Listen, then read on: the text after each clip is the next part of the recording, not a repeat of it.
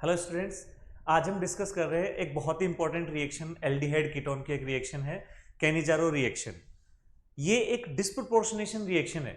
Disproportionation का meaning हम क्या समझते हैं? जिसमें ऑक्सीडेशन रिडक्शन सेम मॉलिक्यूल का हो। तो यहां पर हम देख रहे हैं कैनिजारो रिएक्शन, जैसे नाम से पता चल रहा है, जारो जीरो जीरो अल्फा हाइड्रोजन, ये इसकी कंडीशन है। ठीक है ना? तो इसकी कंडीशन क्या है? एल्डिहाइड जिसमें नो अल्फा हाइड्रोजन हो, कोई अल्फा हाइड्रोजन नहीं हो। और ये पर्टिकुलर एल्डिहाइड की रिएक्शन है। कीटोन ये कोई भी रिएक्शन शो नहीं करते हैं। ठीक है, एक एग्जांपल से इसको समझते हैं। सबसे सिंपल एग्जांपल जो हम लेते हैं जिसमें अल्फा हाइड्रोजन एब्सेंट है और वो कीटोन है, सॉरी एल्डिहाइड है, वो है फॉर्मेल्डिहाइड। फॉर्मेल्डिहाइड, इसमें अल्फा कार्बन ही नहीं है तो अल्फा हाइड्रोजन भी नहीं होगा। देखते हैं रिएक्शन किस तरह से होती है।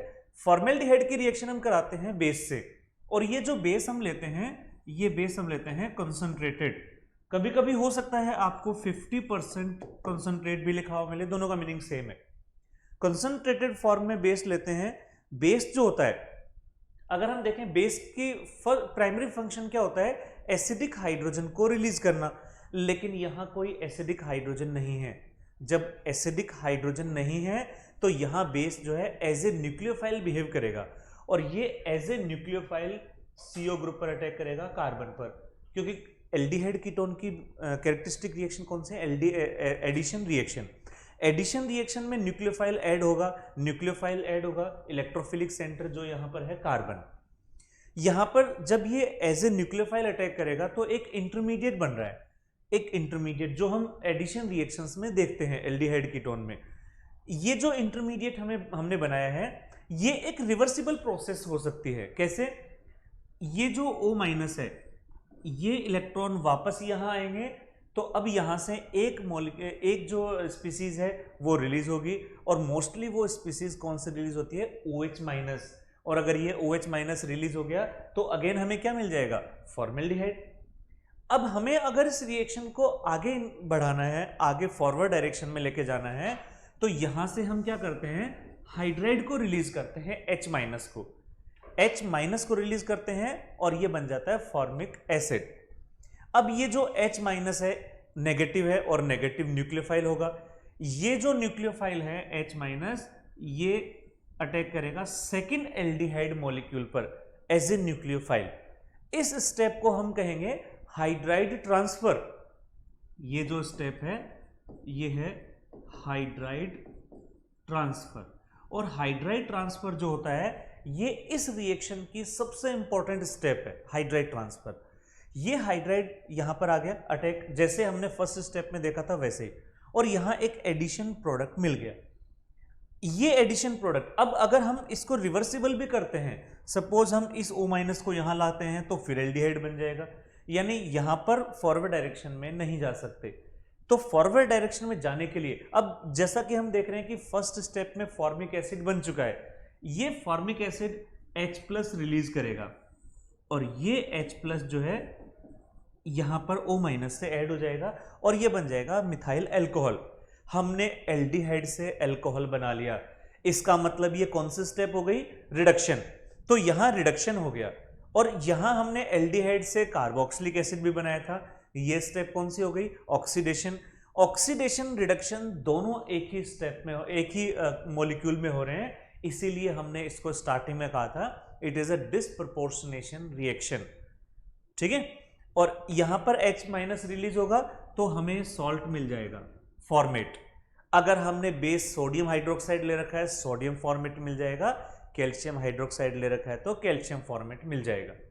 क्लियर है? ये हमने एक एग्जांपल देखा डिस्प्रपोर्शनेशन रिएक्शन का विद फॉर्मेल्डिहाइड। नेक्स्ट एग्जांपल देखते हैं इसका। सेकंड एग्जांपल, हमने कहा था अल्फा हाइड्रोजन एब्सेंट होना चाहिए और कीटोन एल्डिहाइड होना चाहिए, कीटोन नहीं होना चाहिए। इसका नेक्स्ट एग्जांपल है बेंजिल्डिहाइड। बेंजिल्डिहाइड में अल्फा कार्बन तो होता है बट अल्फा हाइड्रोजन नहीं होता। यहां पर भी क्या होगा? Oxidation reduction. ऑक्सीडेशन रिडक्शन के प्रोडक्ट हमने बनाए हैं sodium benzoate. Oxidation product, benzyl alcohol, benzyl alcohol reduction product. Oxidation reduction दोनों का हो रहा है।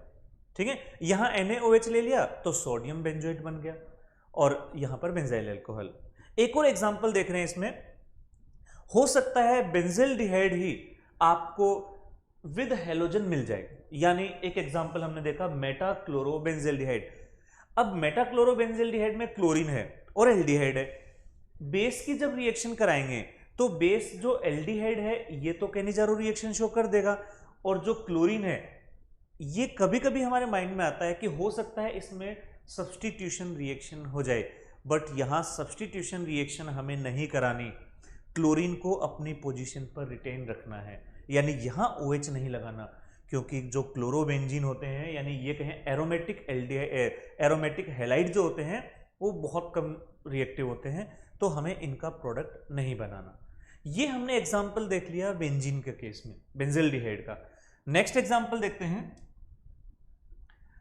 नेक्स्ट एग्जाम्पल, अगर हमें ऐसा कोई एग्जाम्पल दे दे जिसमें दो मॉलिक्यूल हैं, दोनों में ही अल्फा हाइड्रोजन नहीं है।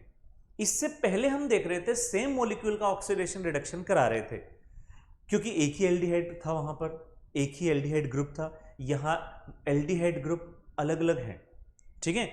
अब अलग अलग हैं तो ऑक्सीडेशन रिडक्शन भी अलग अलग का होगा। यहां पर हम देखें बेंजील्डिहाइड फॉर्मेल्डिहाइड, अगर रिएक्टिविटी की बात करें तो फॉर्मेल्डिहाइड मोर रिएक्टिव होता है, ये हमने रिएक्टिविटी वाले सेक्शन में देख रखा है। यहां पर बेंजील्डिहाइड जो है ये लेस रिएक्टिव और फॉर्मेल्डिहाइड मोर रिएक्टिव। फॉर्मेल्डिहाइड जितने भी एल्डिहाइड हैं सब में मोर रिएक्टिव होगा। अब जो लेस रिएक्टिव होगा ये तो रिड्यूस होगा, इसका तो होगा रिडक्शन, और जो मोर रिएक्टिव है इसका होगा ऑक्सीडेशन। तो यहां पर हम देख रहे हैं जो लेस रिएक्टिव है ये इसका हो रहा है रिडक्शन, और जो मोर रिएक्टिव है इसका हो रहा है ऑक्सीडेशन। तो हमें ऐसे ही करना है, अगर दोनों में ही अल्फा हाइड्रोजन नहीं है तो दोनों में से यह आइडेंटिफाई करना है कि मोर रिएक्टिव कौन, लेस रिएक्टिव कौन, ठीक है। नेक्स्ट एग्जांपल देखें।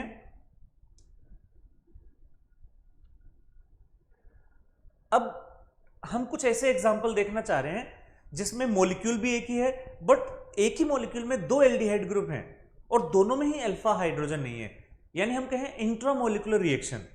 इंट्रामोलिकुलर रिएक्शन का एक एग्जांपल हमने लिया ग्लाइऑक्सेल। ध्यान रहे ग्लाइऑक्सेल कहां बनता है, जब हम बेंजीन का ओजोनोलाइसिस कराते हैं तो हो सकता है आपको ये रिएक्शन इस तरह से भी पूछ ली जाए कि पहले बेंजीन का ओजोनोलाइसिस करा रखा हो और देन फिर यहां पर बेस ले रखा हो। अब इसमें हमें दो मॉलिक्यूल की रिक्वायरमेंट तो है नहीं, सेम मॉलिक्यूल, तो इसमें से एक मॉलिक्यूल का रिडक्शन और एक का ऑक्सीडेशन। जैसे यहां पर एक ग्रुप का ऑक्सीडेशन और एक का रिडक्शन, जैसे यहां इस ग्रुप का तो हो गया यहां पर रिडक्शन और नेक्स्ट ग्रुप का हो गया ऑक्सीडेशन। इसको हम क्या कह सकते हैं, intramolecular Cannizzaro reaction, Cannizzaro reaction between same molecule, ठीक है। नेक्स्ट इसी का एक एग्जांपल है जब ऑर्थो पोजीशन पर हमने दो एल्डिहाइड ग्रुप लगा रखे हैं और यहां पर भी दोनों में ही अल्फा हाइड्रोजन एब्सेंट है, दोनों ही एल्डिहाइड हैं, तो इसमें भी ऑक्सीडेशन रिडक्शन इसी मॉलिक्यूल में, यानी ये भी एक इंट्रामोलिकुलर कैनिजारो रिएक्शन का एग्जांपल हो गया। नेक्स्ट एग्जांपल देखें। इस बार हमने क्या किया कि दो अलग अलग एल्डिहाइड ले लिए, एक में तो एल्डिहाइड जिसमें अल्फा हाइड्रोजन है और एक में अल्फा हाइड्रोजन नहीं है। अब हम जानते हैं एल्डिहाइड की बेस के साथ में दो मेन रिएक्शन होती हैं, एक तो होती है एल्डोल कंडेंसेशन और एक होती है कैनिजारो रिएक्शन। एल्डोल कंडेंसेशन का याद करें फर्स्ट स्टेप क्या था, एसिड बेस रिएक्शन, और कैनिजारो रिएक्शन का आज हमने देखा था फर्स्ट स्टेप क्या था, न्यूक्लियोफाइल का एडिशन। अब हम जानते हैं एसिड बेस रिएक्शन सबसे फास्ट होती है, सबसे फास्ट रिएक्शन होती है एसिड बेस रिएक्शन। इसका मतलब एल्डोल और कैनिजारो जब दोनों होने के चांस हो तो हम प्रायोरिटी पर किसको रखेंगे, एल्डोल कंडेंसेशन को। तो यहां हम देख रहे हैं कि एल्डोल कंडेंसेशन ये अल्फा कार्बन और इसमें अल्फा हाइड्रोजन है, इसका मतलब ये एल्डोल रिएक्शन का ये पार्टिसिपेट करेगा, और ये जो कार्बन है जब इसमें से ये एक हाइड्रोजन ये रिलीज हो जाएगा तो ये जो कार्बन है ये कार्बन CO ग्रुप पर अटैक करेगा, यानी यहां ये तो बिहेव कर रहा है किसकी तरह, इलेक्ट्रोफाइल की तरह, और ये बिहेव कर रहा है एज ए न्यूक्लियोफाइल, और ये एक एल्डोल प्रोडक्ट बनेगा जिसमें कंडेंसेशन के थ्रू ये कंडेंसेशन प्रोडक्ट बन जाएगा, और ये क्या है, सिनेमेल्डिहाइड। ठीक है, यहां पर हमने देखा कि एल्डोल और कैनिजारो में प्रायोरिटी पे किसको रखना है, एल्डोल कंडेंसेशन को। हाँ, अगर मान लो एल्डोल कंडेंसेशन कंटिन्यू होता जाए और फाइनली उसके पास अल्फा हाइड्रोजन बचे ही नहीं, देन हम कैनिजारो रिएक्शन करा सकते हैं। एक और एग्जांपल देखें। अब हम एक क्वेश्चन ले रहे हैं, इस क्वेश्चन में हमने अभी तक हमने देख लिया कि कैनिजारो रिएक्शन क्या क्या हो सकते हैं। अब हम ये देख रहे हैं कि अगर ऐसा क्वेश्चन आ जाए कि हमें आइडेंटिफाई करना हो कि इसमें कैनिजारो रिएक्शन होगी या नहीं, तो इसके लिए हमने देखा कुछ एग्जाम्पल हमने लिए। First, formaldehyde. हमें सबसे पहले क्या देखना है कि वो एल्डिहाइड है या नहीं, उसके बाद क्या देखना है कि उसमें अल्फा हाइड्रोजन एब्सेंट है या नहीं। ये एल्डिहाइड भी है और इसमें अल्फा हाइड्रोजन एब्सेंट भी है, इसका मतलब ये कैनिजारो रिएक्शन शो करेगा। सेकंड, ये भी एल्डिहाइड है और इसमें अल्फा कार्बन तो है, भाई फॉर्मेल्डिहाइड में तो अल्फा कार्बन ही नहीं थे, यहां अल्फा कार्बन तो है, अल्फा कार्बन, लेकिन इसमें यहां अल्फा कार्बन है बट इसमें अल्फा हाइड्रोजन नहीं है। तो यहां हम देखें ये कुछ इस तरह का बन जाएगा, इसको इस तरह से समझें। ये जो अल्फा कार्बन है, इस अल्फा कार्बन पर 3 CH3 ग्रुप है, इसका मतलब अल्फा हाइड्रोजन एब्सेंट है, aldehyde with no alpha hydrogen. ये भी कैनिजारो रिएक्शन शो करेगा, ऑक्सीडेशन रिडक्शन दोनों हो जाएंगे। नेक्स्ट, अल्फा हाइड्रोजन तो इसमें नहीं है नेक्स्ट वाले में, बट ये एल्डिहाइड नहीं है, ये कीटोन है, और कीटोन के बारे में तो हमें सोचना ही नहीं, चाहे अल्फा हाइड्रोजन हो या ना हो। ठीक है, नेक्स्ट, अगेन ये एल्डिहाइड है बट इसके पास अल्फा हाइड्रोजन है, और जिसके पास अल्फा हाइड्रोजन होगा वो अल्फा हाइड्रोजन वाला कैनिजारो रिएक्शन शो नहीं करेगा।